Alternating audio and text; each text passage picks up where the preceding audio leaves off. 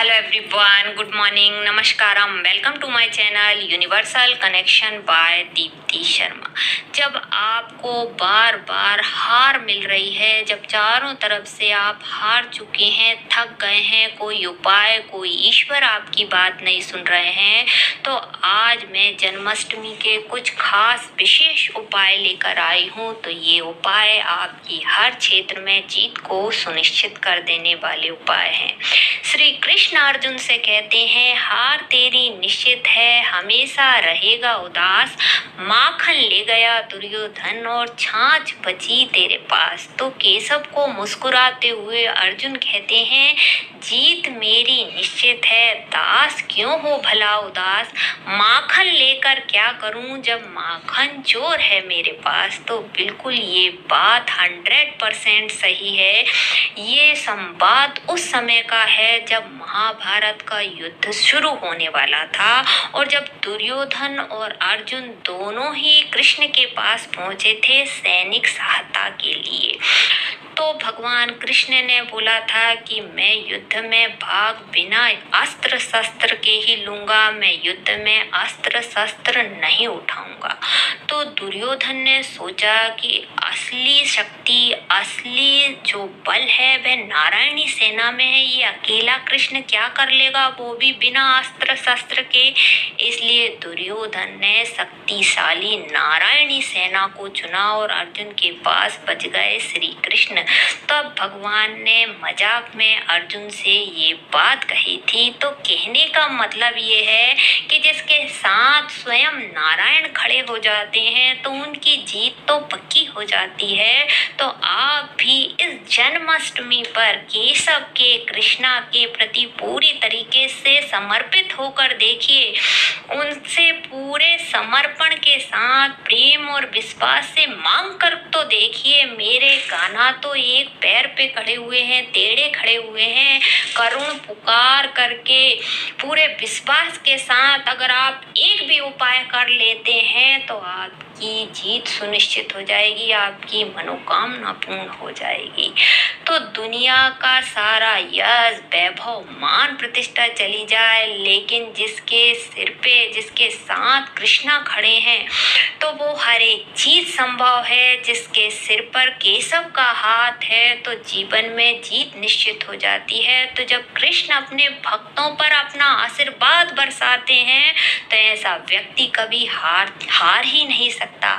हार को जीत में बदल देने वाले जन्माष्टमी के अचूक उपाय लेकर आई हूँ, जिनसे आपकी जीत निश्चित हो जाएगी। चाहे आप प्रेम के क्षेत्र में हारे हों, चाहे नौकरी के क्षेत्र में हारे हों, जीवन की परीक्षा में हार चुके हैं, तो चलिए माखन चोर के कुछ उपाय करके देखिए। ये उपाय आप श्रद्धा और विश्वास के साथ करेंगे तो आपकी जीत निश्चित हो जाएगी। तो उपाय को स्टार्ट करने से पहले आप लोगों से रिक्वेस्ट है कि जो लोग मेरे चैनल पे नए हैं तो प्लीज़ लाइक करें, सब्सक्राइब करें और बेल आइकन को दबाना ना भूलें। मैं ज्योतिष के उपाय के अलावा योगा पर, योग हस्त मुद्राओं पर, आकर्षण के नियम पर वीडियो बनाती हूँ, जिसकी लिंक मैंने डिस्क्रिप्शन बॉक्स में दे रखी है। तो सबसे पहला है अटूट लक्ष्मी को, चिरस्थायी लक्ष्मी को, अष्ट लक्ष्मी को प्राप्त करने का उपाय। इसके लिए आपको क्या करना है, जन्माष्टमी के दिन 6 सिक्के लेना है। 1 रुपए के सिक्के ले सकते हैं आप, 5 रुपए के सिक्के ले सकते हैं। पहले इन्हें आप सादे पानी से धो लीजिए, फिर गंगा जल से धो लीजिए, फिर गुलाब जल से आपको इन्हें धो लेना है, धो के अच्छे से पोंछ लेना है। फिर क्या करना है, जन्माष्टमी की रात के समय में जब लल्ला का जन्म हो रहा है उस समय ही आपने क्या करना है, लाल रंग के कपड़े पे ये सिक्के आपने रख देना है, कृष्णा के सामने रख देना है। इसके बाद आपको क्या करना है, इन सिक्कों पर कुमकुम लगा देना है और चंदन का तिलक लगा देना है। जब आप तिलक लगा रहे हैं तो भगवान कृष्णा के मंत्रों का जाप जरूर आपको करना है, उनसे प्रार्थना करते जाना है। उसके बाद दूसरे दिन जब कृष्ण जन्माष्टमी हो जाती है, आपकी पूरी पूजा हो जाती है, उसके बाद दूसरे दिन आपको, उस दिन तो इन सिक्के को वहीं रहने देना है आपके भगवान के पास में। दूसरे दिन आपको क्या करना है, इन सिक्कों को उठा लेना है और अलग अलग स्थान पे हम इन सिक्के को रखेंगे। पहला सिक्का जो है आप आपने अपने चावल के डिब्बे में डाल देना है। दूसरा सिक्का जो है आपने अपने पर्स में रखिए, लाकर तिजोरी कहीं भी रख सकते हैं। तीसरा जो सिक्का है आपने भगवान कृष्ण के अपने मंदिर के सामने रख देना है। चौथा सिक्का जो है उस पर आपने डबल साइड टेप लगा देना है और इसे अपने घर के मेन गेट पर अंदर से लटका देना है। फिर से सुन लीजिए, चौथे सिक्के पर आपको क्या करना है, डबल साइड टेप लगा दीजिए और आपके घर के मेन गेट पर लटकाना है अंदर की तरफ से। पांचवा सिक्का क्या करना है, आपके घर की उत्तर की दीवार पर आपको लगा देना है। और छठवा जो सिक्का है आपको विष्णु भगवान या कृष्ण के मंदिर में दान पेटी में डाल देना है। इस उपाय को आपको जन्माष्टमी के दिन से शुरू करना है और लगातार 7 शुक्रवार तक करना है। आप कहेंगे कि हमारे पास फिर तो बहुत सारे सिक्के हो जाएंगे, हमारी दीवार पर बहुत सारे सिक्के हो जाएंगे। तो क्या हुआ, पुराने जमाने में तो राजा महाराजा सोने चांदी का महल बनाते थे, सोने चांदी के दरवाजे बनाते थे। तो आप तो बस सिक्के ही लगा रहे हैं, तो सिक्के से आपके घर में समृद्धता अट्रैक्ट होगी, लक्ष्मी अट्रैक्ट होगी। तो इस उपाय को आपको जन्माष्टमी की रात्रि में करना है, कृष्ण जन्म के समय में करना है और उसके बाद 7 शुक्रवार करना है। आप देखेंगे कि इस उपाय से मात्र एक उपाय आपने कर लिया तो आपके घर में अटूट लक्ष्मी का, चिरस्थायी लक्ष्मी का वास होने लगेगा, अष्ट लक्ष्मी का वास होने लगेगा। नेक्स्ट उपाय आता है, आप क्या करें, मिश्री जो रहती है उसकी चाशनी बना लें और उसमें थोड़े से काले तिल डाल दें और पीपल की जड़ में इसे चढ़ा दें। इस चाशनी को पीपल की जड़ में आपको जन्माष्टमी के दिन चढ़ाना है। इससे आपके आय के स्रोत जो हैं वह बढ़ने लगेगी, आपकी धन की आवक बढ़ जाएगी और आपको कर्जों से मुक्ति मिलने लगेगी। ये उपाय आपको जन्माष्टमी से शुरू करके लगातार 8 दिनों तक करना है। इससे आपके घर में धन की बारिश होने लगेगी। नेक्स्ट उपाय आता है, आप क्या करें, पीला चंदन ले लें, उसमें थोड़ा सा केसर डालें और गुलाब जल डाल के अच्छे से मिक्स कर लें, पेस्ट बना लें और जन्माष्टमी के दिन कृष्णा के सामने इसको रख दें और इसका तिलक कृष्ण को लगाएं और बाद में इसे डब्बी में भर के रख दें और रोज इसे अपने आज्ञा चक्र जो कि दोनों भुहों के बीच में रहता है वहां लगाइए। इससे आप देखेंगे कि आपका भाग्य उदय होने लगेगा, आपको आय के बड़े स्रोत मिलने लगेंगे और आपको हर कार्य में सफलता मिलने लगेगी। अगर आपका विवाह नहीं हो रहा है तो वहां पर विवाह की रिश्ते की जहां बात चल रही है वहां लगाकर इस तिलक को जाइए, आपका विवाह निश्चित हो जाएगा, पक्का हो जाएगा।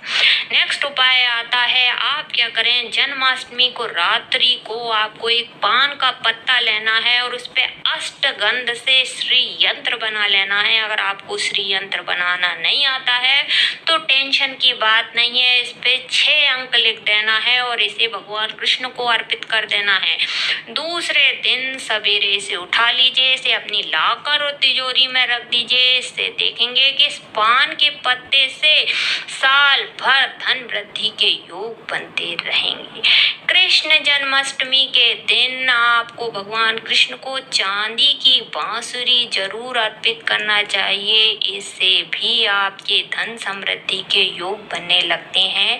जन्माष्टमी के दिन आपको गाय और बछड़े की मूर्ति जरूर लाना है और कान्हा की पूजा के साथ इनकी पूजा करने से भी आपके बिगड़े हुए काम बनने लगते हैं और आपके घर में सुख समृद्धि की वास होने लगता है। कृष्ण जन्माष्टमी के दिन आपको पंचामृत में तुलसी दल डाल के लड्डू गोपाल का अभिषेक जरूर करना है। उन्हें पीले वस्त्र चढ़ाइए, पीले फूल चढ़ाइए, पीले रंग की मिठाई चढ़ाइए। तो इससे आप देखेंगे आपकी नौकरी में और विवाह में जो भी बाधाएं आ रही हैं, जिस कार्य में जो बाधाएं आ रही हैं वे धीरे धीरे करके समाप्त होने लगेगी और आपके घर में धन सुख समृद्धि का वास होने लगेगा।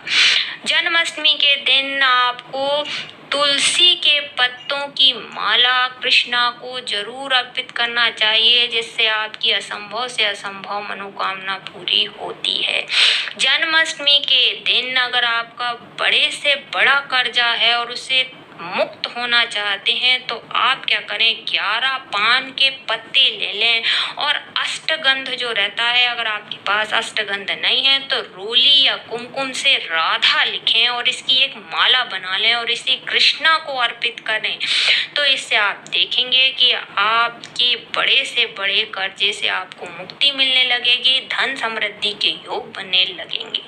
नेक्स्ट उपाय आता है, आप क्या करें, ये तंत्र का प्रयोग है तो शमशान में जो कुआं रहता है उससे आपको जल लेकर आना है और पीपल के पेड़ के नीचे जन्माष्टमी के दिन चढ़ाना है।